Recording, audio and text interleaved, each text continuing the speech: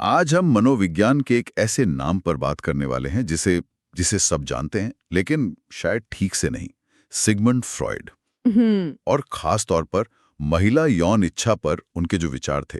हमारे हाथ the Freudian landscape of female desire लेख के कुछ हिस्से लगे हैं, और सच कहूं तो इसमें कुछ बातें ऐसी हैं जो चौंका देती हैं, कुछ बहुत क्रांतिकारी और कुछ बहुत ही अजीब। अजीब शायद सही शब्द है। फ्रॉइड के साथ यही तो मुश्किल है, आप उन्हें पूरी तरह से खारिज भी नहीं कर सकते और पूरी तरह अपना भी नहीं सकते। बिल्कुल। तो आज हमारी कोशिश यही रहेगी कि हम इस उलझे हुए धागे को सुलझाएं। फ्रॉइड ने महिला यौन इच्छा के बारे में असल में कहा क्या था, उनके कौन से विचार आज भी मायने रखते हैं, और कौन से विचार वक्त के साथ पूरी तरह गलत साबित हो चुके हैं। चलिए इसी की परतों को खोलते हैं। तो सबसे पहले उस विचार से शुरू करते हैं जो मुझे इस लेख में पढ़कर सबसे ज्यादा हैरान कर गया।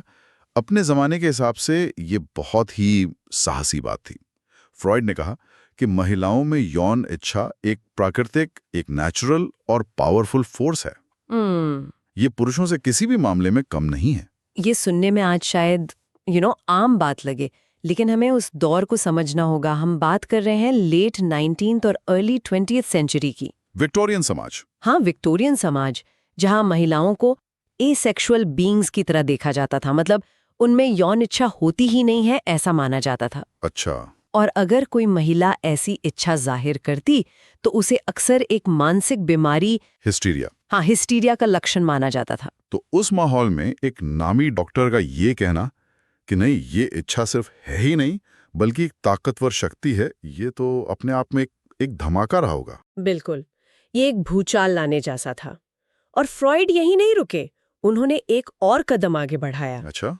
लेख की एक लाइन कहती है, संस्कृति महिलाओं की सेक्सुअल इंपल्सेस को दबाने की कोशिश करती है। फ्रॉइड ने साफ साफ कहा कि महिलाओं की जो मनोवैज्ञानिक समस्याएं हैं, उनकी जड़ उनकी अपनी इच्छा नहीं बल्कि समाज का उस इच्छा को दबाना है। अच्छा, तो उन्होंने इस दमन, इस रिप्रेशन को सीधे मेंटल हेल्थ से जोड़ दिया। सीधे सीधे उनका तर्क था कि जब आप किसी प्राकृतिक ऊर्जा को दबाते हैं तो वो खत्म नहीं होती, वो बस अपना रूप बदल लेती है। और वही दबी हुई यौन ऊर्जा, रिप्रेस्ड सेक्सुअल एनर्जी, फिर एंग्जाइटी, डिप्रेशन और उस समय के सबसे कॉमन डायग्नोसिस हिस्टीरिया के लक्षणों में बाहर निकलती थी। ये हिस्टीरिया के लक्षण क्या होते थे उस जमाने में? जैसे अचानक बेहोश हो जाना, शरीर के किसी हिस्से में लकवा मार जाना जिसका कोई शारीरिक कारण ना हो, या बहुत ज्यादा भावुक हो जाना। फ्रॉइड ने कहा कि ये कोई दिमागी कमजोरी नहीं है, ये समाज के लगाए गए पिंजरे के खिलाफ एक तरह से शरीर का विद्रोह है। वाह, उन्होंने पूरी बहस का उसका रुख ही पलट दिया। बिल्कुल, कि समस्या औरत में नहीं समाज में है। तो उनकी थेरेपी का मकसद भी फिर यही रहा होगा कि इस दबी हुई ऊर्जा को बाहर निकाला जाए। एग्जैक्टली। उनकी टॉकिंग क्योर या मनोविश्लेषण का एक बड़ा हिस्सा यही था, मरीज को अपनी दबी हुई इच्छाओं और यादों के बारे में बात करने के लिए प्रोत्साहित करना, ताकि वो रिलीज हो सके। हाँ, ताकि वो ऊर्जा एक स्वस्थ तरीके से बाहर आ सके। ये मानना कि किसी महिला की समस्याओं को सिर्फ बात करके उसे समझकर ठीक किया जा सकता है, ये अपने आप में एक बहुत क्रांतिकारी सोच थी। ये तो कमाल की बात है कि इच्छा को दबाने को ही उन्होंने असल समस्या माना। लेकिन ये इच्छा, ये लिबिडो, ये आती कहाँ से है? फ्रॉइड के हिसाब से इसकी शुरुआत कहाँ से होती है? क्या ये बचपन से ही मौजूद होती है? और यहीं पर फ्रॉइड ने एक और बम फोड़ा था। अच्छा। उन्होंने अपना साइकोसेक्सुअल विकास का मॉडल दिया, जिसके हिसाब से बच्चे जन्म से ही यौन ऊर्जा यानी लिबिडो के साथ पैदा होते हैं, और ये लड़कियों में भी उतनी ही सक्रिय होती है जितनी लड़कों में। एक मिनट, बचपन से? उस जमाने में तो बचपन को मासूमियत का प्रतीक माना जाता था। ये सुनकर तो लोगों के होश उड़ गए होंगे। उड़ गए थे, उन पर बहुत कीचड़ उछाला गया था, लेकिन फ्रॉइड अपने सिद्धांत पर टिके रहे। उनका मानना था कि व्यक्तित्व का विकास इसी लिबिडो के शरीर के अलग अलग हिस्सों पर केंद्रित होने से होता है। ठीक है।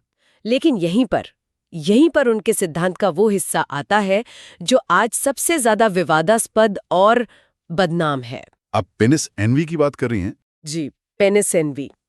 फ्रॉइड की थ्योरी के अनुसार विकास के खास चरण में, जिसे वो फैलिक स्टेज कहते हैं, लड़की को यह एहसास होता है कि उसके पास पेनिस नहीं है, जबकि लड़कों के पास है।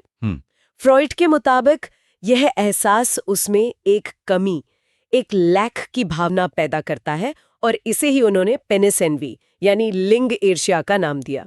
रुकिए, मतलब उनकी पूरी थ्योरी इस बात पे टिकी थी कि एक लड़की का पूरा भविष्य इस बात से तय होता है कि वो खुद को एक अधूरे मर्द के तौर पर देखती है। हाँ, कुछ ऐसा ही। आज के समय में ये सुनने में ही मतलब बहुत गलत लगता है। आज के समय में सिर्फ गलत नहीं बल्कि पूरी तरह से अमान्य और खारिज किया जा चुका सिद्धांत है।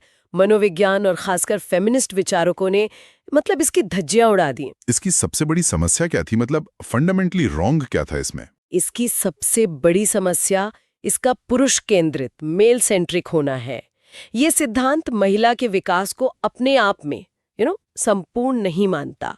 ये उसे पुरुष के विकास के मॉडल से तुलना करके देखता है। अच्छा। जैसे कि महिला का शरीर और मन एक भटकावा या अधूरा पुरुष हो। ये स्त्री शरीर की अपनी बनावट और क्षमताओं का सम्मान नहीं करता, बल्कि उसे किसी कमी के चश्मे से देखता है। तो फिर हम इसे पढ़ते ही क्यों हैं अगर ये इतना गलत है? इसे जानना इसलिए जरूरी है क्योंकि ये हमें फ्रॉइड की सोच की सीमाओं को दिखाता है। ये बताता है कि कोई भी विचारक, चाहे वो कितना भी प्रतिभाशाली क्यों ना हो, अपने समय और समाज के वो जो पूर्वाग्रह होते हैं उनसे आजाद नहीं हो सकता। हाँ, उनसे पूरी तरह आजाद नहीं हो सकता। उस समय का समाज एक पितृसत्तात्मक समाज था जहां मर्द को ही नॉर्म या मानक माना जाता था। फ्रॉइड की ये थियोरी उसी सामाजिक सोच का एक प्रतिबिंब है। और शायद इसी का जवाब देने के लिए बाद में दूसरी थियोरीज भी आई। मैंने कैरन हॉर्नी के बारे में पढ़ा है। बिल्कुल सही। कैरन हॉर्नी, जो खुद एक मनोविश्लेषक थी, उन्होंने फ्रॉइड को सीधे सीधे चुनौती दी। अच्छा। उन्होंने पेनिस एनवी के जवाब में वूम एनवी यानी गर्भ ईर्ष्या का सिद्धांत दिया। ये क्या था? उनका तर्क था कि असल में पुरुष महिलाओं के गर्भ धारण करने, जीवन को जन्म देने की क्षमता से अवचेतन रूप से ईर्ष्या करते हैं और पुरुषों की बहुत सारी सामाजिक उपलब्धियां और वो जो बनाने की चाह है वो इसी ईर्ष्या से निपटने का एक तरीका है। हाँ। उन्होंने बहस को पलटकर कहा कि फ्रॉइड जिसे पेनिस एनवी कह रहे हैं वो असल में पावर एनवी है। Power envy. हाँ, यानी औरतें पेनिस से नहीं बल्कि उस ताकत और आजादी से ईर्ष्या करती हैं जो उस समाज में पुरुषों को हासिल थी। ये तो बहुत जबरदस्त पलटवार था। यानी मतलब कमी शरीर में नहीं, सामाजिक अधिकारों में थी। बिल्कुल। ये हमें उनके अगले विचार पर लाता है, जहां उन्होंने इच्छा की प्रकृति पर बात की। क्या वहां उन्होंने कुछ बेहतर काम किया? हाँ और नहीं। यहाँ भी एक मिला-जुला मामला है। फ्रॉइड का मानना था कि पुरुषों की यौन इच्छा ज्यादा सीधी, शारीरिक और एक तरह से आक्रामक होती है, जबकि महिलाओं की इच्छा भावनात्मक जुड़ाव, सुरक्षा और आत्मीयता, इंटिमेसी के साथ ज्यादा गहराई से जुड़ी होती है। इसमें तो आज भी कुछ लोग यकीन करते हैं। कई स्टडीज भी इस तरह की बातें कहती हैं। बिल्कुल, और यही बात इसे दिलचस्प बनाती है। ये फ्रॉइड के उन अवलोकनों में से है जिसमें कुछ सच्चाई का अंश लगता है। आधुनिक एवोल्यूशनरी साइकोलॉजी और कई सर्वे भी दिखाते हैं कि औसतन महिलाओं के लिए यौन इच्छा में भावनात्मक जुड़ाव का महत्व ज्यादा होता है। तो फिर इसमें दिक्कत क्या है? फर्क व्याख्या में है। फ्रॉइड इसे एक तरह की बायोलॉजिकल डेस्टिनी के रूप में देखते थे। आज हम इसे जैविक झुकाव के साथ साथ सामाजिक और सांस्कृतिक कंडीशनिंग का भी नतीजा मानते हैं। मतलब हमें बचपन से क्या सिखाया जाता है, कहानियों और फिल्मों में हम क्या देखते हैं, ये सब हमारी इच्छाओं को एक आकार देता है। तो फ्रॉइड ने एक पैटर्न तो सही पकड़ा, लेकिन उसकी वजह शायद पूरी तरह सही नहीं समझी। ठीक है, तो यहाँ कम से कम बहस की गुंजाइश है। लेकिन शरीर रचना यानी एनाटॉमी की समझ के मामले में वहां फ्रॉइड ने एक ऐसी गलती की जो आज सुनने में भी अजीब लगती है। ऑर्गेज्म को लेकर उनकी एक थ्योरी थी। हाँ, और ये उनके काम का शायद सबसे बड़ा ब्लंडर है। उन्होंने कहा कि एक परिपक्व यानी मैच्योर महिला को ऑर्गेज्म वजाइनल होना चाहिए। अच्छा। और क्लिटोरल ऑर्गेज्म एक तरह से बचकाना या अपरिपक्व है, जो सिर्फ लड़कपन की निशानी है। मतलब उन्होंने वैज्ञानिक तथ्य के ऊपर अपनी थ्योरी को रख दिया। ये तो विज्ञान के उसूलों के ही खिलाफ है। शारीरिक रूप से ये कैसे संभव है? ये संभव ही नहीं है, और यही उनकी सबसे बड़ी गलती थी। ये पूरी तरह से गलत साबित हुआ। आज का विज्ञान और एनाटॉमी हमें साफ साफ बताते हैं कि क्लिटोरिस ही महिला का प्राथमिक यौन अंग है, जिसमें हजारों नसें होती हैं और जिसका एकमात्र काम यौन सुख प्रदान करना है। वजाइना में नर्व एंडिंग्स बहुत कम होती हैं। तो हर तरह का ऑर्गेज्म क्लिटोरल स्टिमुलेशन से ही जुड़ा होता है, चाहे वो डायरेक्ट हो या इनडायरेक्ट। फ्रॉइड ने शारीरिक सच्चाई को एक तरह से नजरअंदाज करके अपनी मनोवैज्ञानिक थ्योरी को सही साबित करने की कोशिश की। इस गलती का असर क्या हुआ होगा? मैं सोच सकता हूँ कि दशकों तक महिलाओं में कितना कंफ्यूजन और अपराध बोध पैदा हुआ होगा, जो सही तरीके से ऑर्गेज्म महसूस नहीं कर पा रही थी। क्योंकि सही तरीका था ही नहीं। हाँ, बहुत गहरा और हानिकारक असर हुआ। उनकी इस थ्योरी ने अनगिनत महिलाओं को ये महसूस कराया कि उनके साथ कुछ गलत है। इसने उनके यौन सुख को कम किया और एंग्जाइटी बढ़ाई। ये एक क्लासिक उदाहरण है कि जब विज्ञान अपनी सीमाओं को भूलकर थ्योरी को सच पर हावी होने देता है तो कितना नुकसान हो सकता है। इसे ठीक करने में तो बहुत समय लगा होगा। दशकों लगे। बाद में 1960 के दशक में मास्टर्स एंड जॉनसन जैसे शोधकर्ताओं ने अपने लैब रिसर्च से वैज्ञानिक रूप से ये साबित किया कि फ्रॉइड की थ्योरी शारीरिक रूप से पूरी तरह बेबुनियाद थी। तो इस पूरी बातचीत के बाद हम कहाँ पहुँचते हैं? अगर हम सार निकालें तो ऐसा लगता है कि हमारे पास 2 फ्रॉइड हैं। बताइए।